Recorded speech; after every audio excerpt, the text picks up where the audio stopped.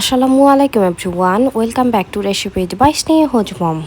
So viewers, আজ আমি আপনাদের তৈরি করে দেখাবো শুধুমাত্র হাফ কাপ আটা দিয়ে সকলের পছন্দের ডেজার্ট, যা হলো গোলাপ জামুন মিষ্টি। লোভনীয় এই ডেজার্টটা এতটাই রসালো এবং নরম তুলতুলে যে মুখে দেওয়ার সাথে সাথেই জাস্ট মিলিয়ে যায়। ইনস্ট্যান্ট গোলাপ জামুন কীভাবে একদম দোকানের মতো পারফেক্টলি বানাবেন তার সকল প্রকার টিপসহ রেসিপিটি আপনাদের সাথে শেয়ার করার চেষ্টা করেছি। আর এই রেসিপি ফলো করে মিষ্টি বানালে আপনাকে আর কখনোই দোকান থেকে মিষ্টি কিনে খেতে হবে না। সো আশা করছি বরাবরের মতোই আজকের আমার এই সিম্পল এবং সহজ রেসিপিটাও আপনাদের অনেক ভালো লাগবে এবং উপকারে আসবে। আর ভালো লাগলে অবশ্যই একটি লাইক দিয়ে শেষ পর্যন্ত সাথে থাকবেন। সো আর কথা না বাড়িয়ে চলে যাচ্ছি এবারের মেকিং প্রসেসিংয়ে। আচ্ছা, তো এবার আমি এখানে নিয়ে নিলাম প্রায় হাফ কাপ পরিমাণ আটা। আর এইটা কিন্তু আমি একদম সমানভাবেই নিয়েছি। আর আপনারা এইখানে আটা বা ময়দা যে কোনোটাই ইউজ করতে পারবেন। তো এবার আমি এখানে নিয়ে নিলাম প্রায় 1 কাপ পরিমাণ মিল্ক পাউডার। আর এইটা কিন্তু অবশ্যই ফুল ক্রিম বা ফুল ফ্যাটযুক্ত হতে হবে। তো এবার আমি এখানে দিয়ে দিলাম 1 teaspoon plus 1/4 teaspoon baking powder. আর বেকিং পাউডারটা আমি কিন্তু একেবারে সমানভাবে ইউজ করেছি। আচ্ছা, কারো হাতের কাছে বেকিং পাউডার অ্যাভেলেবল না থাকলে আপনারা এইখানে হাফ চা চামচ পরিমাণ বেকিং সোডা ইউজ করতে পারবেন। তো দোকানের মতো সুন্দর একটা স্মেল নিয়ে আসার জন্য এখানে এবার আমি দিয়ে দিলাম প্রায় হাফ চা চামচ পরিমাণ এলাচের গুঁড়া। তো এবার আমি একটি হ্যান্ড উইশের সাহায্যে সবগুলো শুকনো উপকরণ একদম নাড়িয়ে চাড়িয়ে ভালো মতো মিশিয়ে নিচ্ছি। তবে আপনারা চাইলে এই কাজটা হাত দিয়েও করে নিতে পারেন, তাতেও কোনো সমস্যা নেই। যা সবগুলো উপকরণ ভালো মতো মিশিয়ে নিলে হবে আর কি। তো এবার আমি এখানে দিয়ে দিলাম প্রায় 2 টেবিল চামচ পরিমাণ ঘি। তবে আপনারা চাইলে এখানে সেম পরিমাণে ঘিয়ের পরিবর্তে তেলও ইউজ করতে পারেন, কারণ দোকানে সাধারণত ওনারা তেল দিয়েই এই মিষ্টিগুলো তৈরি করে থাকেন। তবে ঘি ইউজ করলে মিষ্টির মধ্যে খুব সুন্দর একটা স্মেল আসে। তো আমি রিকমেন্ড করব আপনার হাতের কাছে ঘি অ্যাভেলেবল থাকলে এখানে অবশ্যই ঘি ইউজ করবেন। আর না থাকলে তেল দিয়েও কাজ চালিয়ে নেওয়া যাবে, তাতেও কোনো সমস্যা নেই। তো এবারে সবগুলো শুকনো উপকরণ হাত দিয়ে ডলে ডলে আমি একদম ভালো মতো মাখিয়ে নিচ্ছি। আর এই কাজটা একটু সময় নিয়ে ভালো মতো করে নিতে হবে। তো এইটা এবার মাখিয়ে নেওয়ার একটা পর্যায়ে যখন দেখবেন হাতে মুঠো করলে এইরকম মুঠো হয়ে আসবে এবং একটু প্রেস করলে ভেঙে যাবে, তখন বুঝবেন এটা একদম ভালো মতো মাখিয়ে নেওয়া হয়ে গেছে। তো এইটা এবার একেবারেই রেডি। দেন এবার আমি এর মধ্য বরাবর কিছুটা ফাঁকা করে একটা সাইডে রেখে দিলাম। তো এবার আমি এখানে নিয়ে নিলাম রুমের স্বাভাবিক তাপমাত্রায় থাকা একটা ডিম। আর ডিমটা যদি ফ্রিজে থাকে তবে অবশ্যই 2 ঘন্টা আগে বের করে রাখবেন। তো এবার আমি এই ডিমটা একটি কাঁটা চামচের সাহায্যে সুন্দরভাবে ফেটিয়ে নিচ্ছি। তবে এই কাজটা খুব একটা বেশি সময় নিয়ে করে নেওয়ার দরকার নেই, জাস্ট 30 সেকেন্ডের মতো ভালো মতো ফেটিয়ে নিলে হবে। তো এইটা এবার আমার একদম ভালো মতো ফেটিয়ে নেওয়া হয়ে গেছে। তো এবার আমি ফেটিয়ে নেওয়া ডিমটা সম্পূর্ণটাই আগে থেকেই মাখিয়ে রাখা শুকনো উপকরণগুলোর মধ্যে সম্পূর্ণটাই ঢেলে দিলাম। দেন এইটা এবার আলতো হাতে ভালো মতো মাখিয়ে নিতে হবে। আচ্ছা, অনেকেই মনে করতে পারেন মিষ্টির মধ্যে ডিম ইউজ করার কারণে হয়তো এর মধ্যে থেকে একটা বাজে গন্ধ আসবে। তবে আসলে এরকম কোনো কিছুই হবে না। মিষ্টির দোকানেও সাধারণত ওনারা ডিম দিয়ে মিষ্টিগুলো তৈরি করে থাকেন।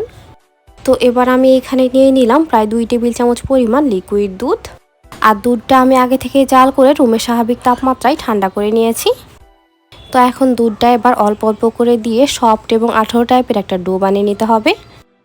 আর এই ডোটা কিন্তু কোনোভাবেই শক্ত হওয়া যাবে না, নইলে মিষ্টিগুলো কিন্তু কখনোই পারফেক্ট হবে না।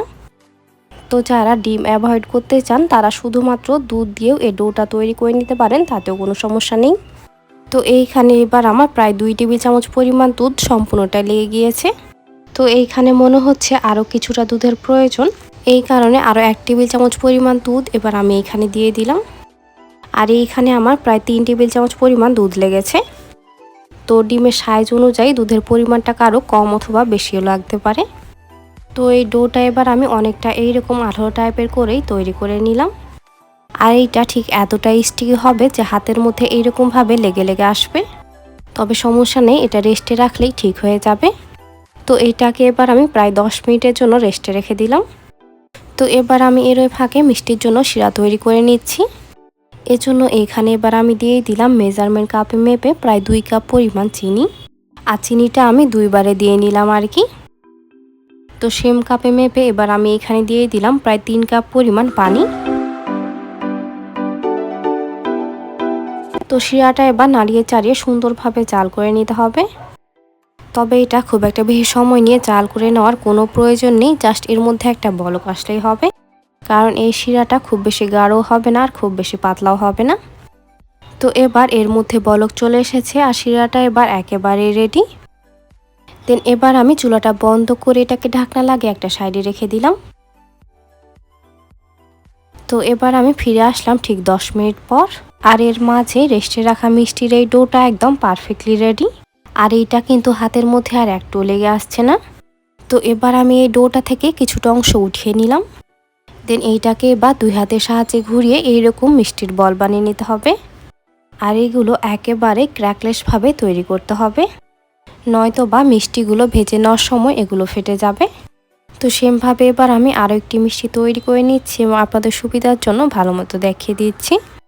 আর এইগুলো আপনারা ছোট বড় লম্বা গোল যে কোনো শেপে তৈরি করে নিতে পারেন, তাতে কোনো সমস্যা নেই। তো সেমভাবে এবার আমি সবগুলো মিষ্টি তৈরি করে নিলাম। আর এইখানে আমার মোট প্রায় 20 পিসের মতো মিষ্টি হয়েছে। তো এইগুলো এবার বানানোর সাথে সাথেই ফ্রাই করে নিতে হবে। এজন্য চুলায় একটি প্যানে পরিমাণ মতো তেল দিয়ে আমি একদম লো মিডিয়াম হিটে ভালো মতো গরম করে নিয়েছি।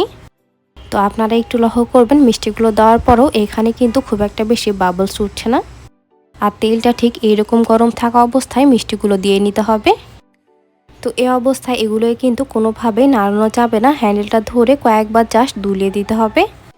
তো এখন সবগুলো মিষ্টি যখন তেলের উপরে ভেসে উঠবে তখন চুলার আঁচ লো মিডিয়াম হিটে থেকে হাই হিটে করে দিতে হবে প্রায় 1 মিনিটের জন্য। আর মিষ্টিগুলো হালকা ব্রাউন কালার করে ভেজে নিতে হবে। আর 1 মিনিট পর চুলাটা কিন্তু একেবারে বন্ধ করে দিতে হবে, কারণ তেলের টেম্পারেচার বাড়ার কারণে মিষ্টিগুলোর মধ্যে কিন্তু কালার এমনিতেই চলে আসবে। দেন চুলাটা বন্ধ করে এগুলোকে নাড়িয়ে চাড়িয়ে সুন্দরভাবে ভেজে নিতে হবে। দেন তেলের টেম্পারেচার যখন একেবারেই কমে যাবে তখন চুলাটা আবারও অন করে দিতে হবে। দেন চুলাটা একেবারে লো মিডিয়াম হিটে রেখে মিষ্টিগুলোকে প্রায় 10 থেকে 12 মিনিটের মতো ভালো মতো ভেজে নিতে হবে। তো মিষ্টিগুলো এবার আমি প্রায় 10 মিনিটের মতো ভালো মতো ভেজে নিয়েছি। দেন একটি মিষ্টি আমি উঠিয়ে চেক করে দেখে নিলাম এর স্কিন সফট আছে কিনা। তো আপনারা অবশ্যই এটা একটু চেক করে দেখে নেবেন, কারণ মিষ্টির স্কিন হার্ড হয়ে গেলে শিরা কিন্তু ভিতরে কখনোই প্রবেশ করবে না। তো লাস্টে 2 মিনিট চুলার আঁচ মিডিয়ামে করে মিষ্টিগুলোকে পছন্দ মতো কালার করে আমি ভেজে নিলাম। দেন এগুলোকে উঠে অবশ্যই এর মধ্যে এক্সট্রা তেলটা ভালো মতো ছাড়িয়ে নিতে হবে। আর মিষ্টিগুলোকে উঠে অবশ্যই সাথে সাথে গরম শিরার মধ্যে দিয়ে দিতে হবে। আর শিরাটা কিন্তু যথেষ্ট গরম আছে, জাস্ট এর মধ্যে বলক আসে নাই। তো মিষ্টিগুলো এবার দেওয়ার সাথে সাথে এগুলোকে নাড়িয়ে দিতে হবে, তাহলে মিষ্টিগুলো শিরা চারদিক থেকেই সুন্দরভাবে শোক করে নেবে। তো এবার আমি চুলার আঁচ হাই হিটে করে এর মধ্যে একটা বলক উঠিয়ে নিচ্ছি। তো ইতিমধ্যে এর মধ্যে বলক চলে এসেছে আর মিষ্টিগুলো শিরা কিন্তু অনেকটাই শোক করে নিয়েছে। তো এখন আমি এর ঢাকনাটা লাগিয়ে দিলাম। দেন চুলার আঁচ মিডিয়ামে করে মিষ্টিগুলোকে এবার প্রায় 15 মিনিটের মতো সেদ্ধ করে নিতে হবে। আর এর মাঝে এগুলোকে 2 থেকে 3 বার নাড়িয়ে দিতে হবে। আর চেক করে দেখে নেবেন শিরাটা বেশি ঘন হয়ে গেছে কিনা। আর যদি ঘন মনে হয় 1 কাপ গরম পানি এর মধ্যে দিয়ে দিবেন। তো এবার আমি ফিরে আসলাম ঠিক 15 মিনিট পর। আর এর মাঝে মিষ্টিগুলো কিন্তু এবার একেবারে রেডি। তো এগুলোকে এবার আমি ভালো মতো নাড়িয়ে দিয়ে চুলাটা একেবারেই বন্ধ করে দিলাম। তো এখন মিষ্টিগুলো এবার ঢাকনা খোলা অবস্থাতেই রুমের স্বাভাবিক তাপমাত্রায় ভালো মতো ঠান্ডা করে নিতে হবে। আর মিষ্টিগুলো ঠান্ডা হয়ে যাওয়ার পর আমি এই ঢাকনাটা লাগিয়ে দিয়েছিলাম। তো এবার আমি ফিরে আসলাম ঠিক 2 ঘন্টা পর। আর এর মাঝে মিষ্টিগুলো কিন্তু একদম রসে ভরা নরম তুলতুলে হয়ে গেছে। তবে বেস্ট রেজাল্টের জন্য আপনারা অবশ্যই ওভারনাইট রেখে দেন সার্ভ করবেন। তো এর মাঝে তৈরি হয়ে গেল অসম্ভব মজাদার নরম তুলতুলে গোলাপ জামুন মিষ্টি। সো ভিউয়ার্স, রেসিপিটি ভালো লাগলে বাসায় একবার অবশ্যই ট্রাই করবেন। আর রেসিপিটি কেমন লাগলো কমেন্ট করে জানাতে ভুলবেন না যেন। আর রেসিপিটি ভালো লাগলে অবশ্যই ফ্রেন্ডস এবং ফ্যামিলির সাথে শেয়ার করবেন। আর এই ধরনের আরও অনেক রেসিপি পেতে আমার চ্যানেলটি সাবস্ক্রাইব করে পাশেই থাকবেন। আর পাশে থাকা বেল আইকনে ক্লিক করে দিবেন আমার ভিডিও নোটিফিকেশান সবার আগে পেতে। সো আজকের মতো এখানেই বিদায় নিচ্ছি। এতক্ষণ সাথে থাকার জন্য অসংখ্য ধন্যবাদ। আল্লাহ হাফেজ।